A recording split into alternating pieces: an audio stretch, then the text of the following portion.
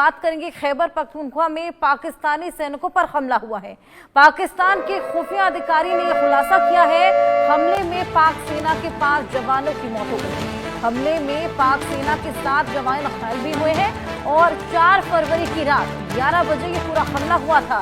हमले में पाक सेना के 5 जवान हैं जिनकी मौत हुई है और 7 जवान घायल बताए जा रहे हैं। बड़ा अफसोसनाक वाकया जिसकी मैं बात करूंगी, बाजोड़ और शुमाली वज़ीरिस्तान में सिक्योरिटी फोर्सेस और दहशतगर्दों में झड़प हुई है और एक जवान वतन पर कुर्बान हो गया। शहादत का रुतबा उन्हें मिला, लेकिन पाकिस्तान के जो एफसी के जवान हैं वो शहीद हो गए हैं और पाकिस्तान की जो inter services public relation ISPR के मुताबिक बलोचिस्तान के अंदर, और ये लार्जली मेरा ख्याल है कि बलोच मिलिटेंट ऑर्गेनाइजेशन जो हैं उन्होंने ये किया है, या इसमें TTP इन्वॉल्व हो सकती है या इसमें बाकी लोग इन्वॉल्व हो सकते हैं।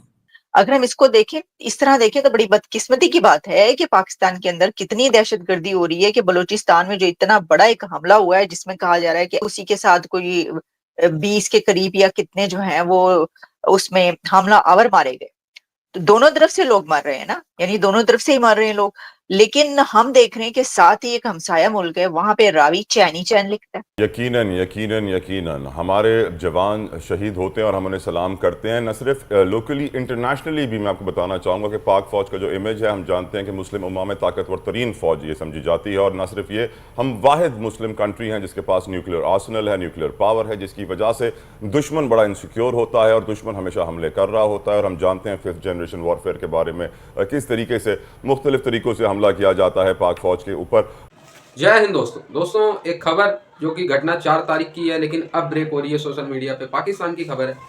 खबर यह है दोस्तों कि 4 तारीख को BLA ने बलूचिस्तान में पाकिस्तानी आर्मी के एक बख्तरबंद गाड़ी पे हमला किया। उसमें बैठे 8 के 8 जवानों को 72 उरों के पास भेज दिया। अब पाकिस्तानी सेना जो दावा कर रही है, ISPR जो कि इनका कह लो स्पोक पर्सन है आर्मी की तरफ से, उनके हिसाब से पाकिस्तान के 5 जवान उसमें मारे गए हैं, लेकिन गाड़ी में 8 जवान थे। जो लोकल न्यूज़ चैनल्स हैं या लोकल जो रिपोर्टर्स हैं वो कह रहे हैं 8 जो है इसमें मारे गए, क्योंकि 3 जो है इतनी बुरी तरीके से मौके पे घायल हुए थे उनका बचना लगभग नामुमकिन बताया जा रहा है। 5 तो मतलब उनकी सर कहीं और मिले, हाथ कहीं और, पैर कहीं और, तो 5 तो मौका वारदात पे ही डेड डिक्लेयर कर दिए गए। तो ये सीन जी जवान ने जामे शहादत नोश किया। और हम लोग जो सुकून की नींद सोते हैं, मुत्तमईन रहते हैं, अपने मुल्क में आज़ाद फ़ज़ाओं में सांस लेते हैं, ये अगर बदौलत है किसी की तो वो है पाक फ़ौज, क्योंकि वो लोग बॉर्डर्स पर हमारे लिए ड्यूटीज़ देते हैं और वहाँ पर रातों में जागते हैं और मौसम की परवाह भी नहीं की जाती।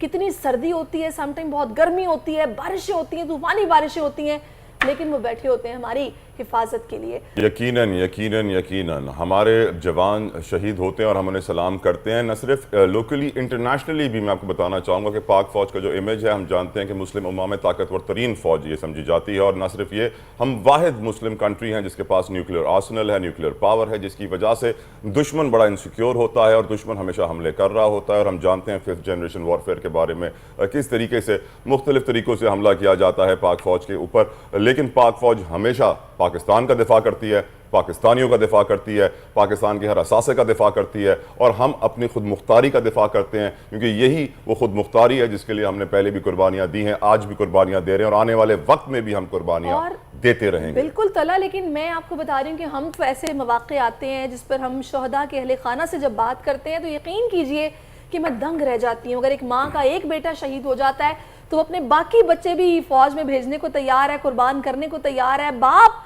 जो है उनके सर फख्र से बुलंद होते हैं, इतने वो खुश हो रहे होते हैं कि हमारे बेटे की ख्वाहिश थी कि उसको शहादत मिले और आज उसकी ख्वाहिश अल्लाह ताला ने पूरी कर दी है। इसी पर बात करने के लिए इस वक्त हमें इस्लामिक स्कॉलर हैं मुफ्ती अबू मोहम्मद साहब, वो ज्वाइन कर चुके हैं। मुफ्ती साहब, इससे पहले कि मैं अहले खाना के अब क्वेश्चन ये पैदा होता है, किसको रिस्पॉन्सिबल ठहराएं, किसको रिस्पॉन्सिबल ठहराएं। ये जो दहशतगर्दी का वाकया है, सारी दुनिया जो है वो अपने कामों में लगी हुई है और पाकिस्तान आज भी दहशतगर्दों से लड़ रहा है। ये है चीज, बस सिर्फ आज भी हम दहशतगर्दों से लड़ रहे हैं। दुनिया अपने कारोबार कर रही है, दुनिया अपने बिजनेस कर रही है, दुनिया को इस चीज से कोई फिक्र नहीं है कि इस खित्ते में क्या हो रहा है। और हम किससे लड़ रहे हैं? हम दहशतगर्दों से लड़ रहे हैं। हमें कोई समझ नहीं आ रही किधर जाना है, क्या करना है। पाकिस्तान के अंदर इतने इतने बड़े वाकयात हो जाते हैं, पाकिस्तान के अंदर कभी डिबेट ही नहीं हुई, कभी डिबेट ट्रिगर ही नहीं की कि यार किसको रिस्पॉन्सिबल ठहराएं। अब तो डोनाल्ड ट्रंप ने भी कह दिया है कि अफगानिस्तान के पास जो $7 अरब का असला पड़ा हुआ है, वो असला जो अमेरिका छोड़ गया था, वो असला किधर इस्तेमाल हो रहा है? ये वही असला है जो आए रोज पाकिस्तान के खिलाफ इस्तेमाल होता है।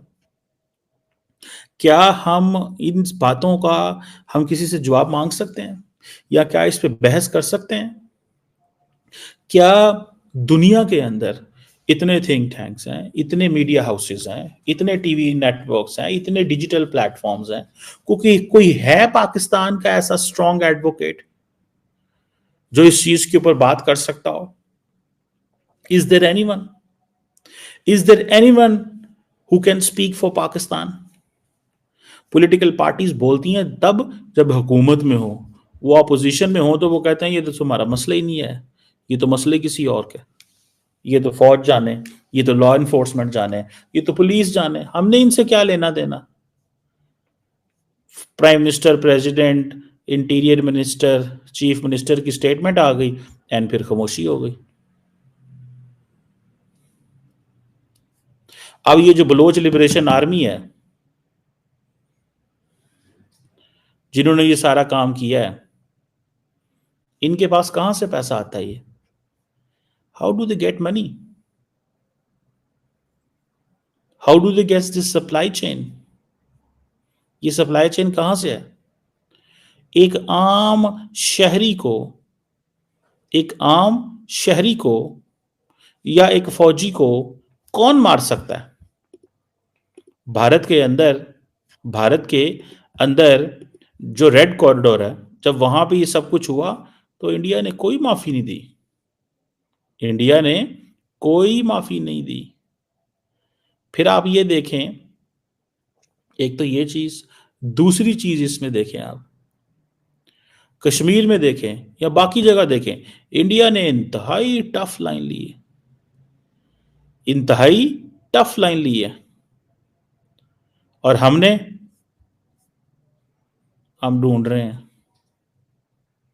क्या करें और क्या ना करें। हमें समझ ही नहीं आ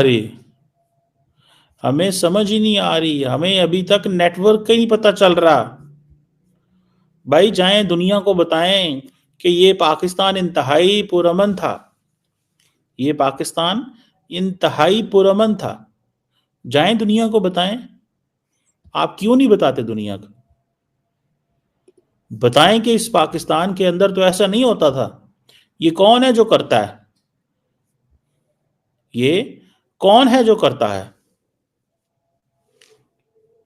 कोई है जो करता है ना, कोई है जो इनको पैसे देता है, कोई है जो इनको बंदूक देता है, असला देता है, गोली देता है। कोई है तो सही है ना, कि नहीं है? बिल्कुल है। मुझे ऐसे लगता है कि ये एक, आप समझ लें कि ये एक डिफरेंट चीज है। ठीक है जी, ये एक डिफरेंट चीज है, इसको समझना पड़ेगा। अगर पाकिस्तान ने इन लोगों को ना ढूंढा और अफगानिस्तान को रिस्पॉन्सिबल ना ठहराया, अफगानिस्तान ही वो अमाजगाह है जिस अमाजगाह को इस्तेमाल कर रहा है TTP, Al Qaeda, Baloch liberation army, सब उन्हीं को इस्तेमाल कर रहे हैं। बीएलए को कौन फंडिंग करवा रहा है? बीएलए किसको पैसा देगी? कहां से पैसा लेगी? बीएलए किसको पैसा देगी?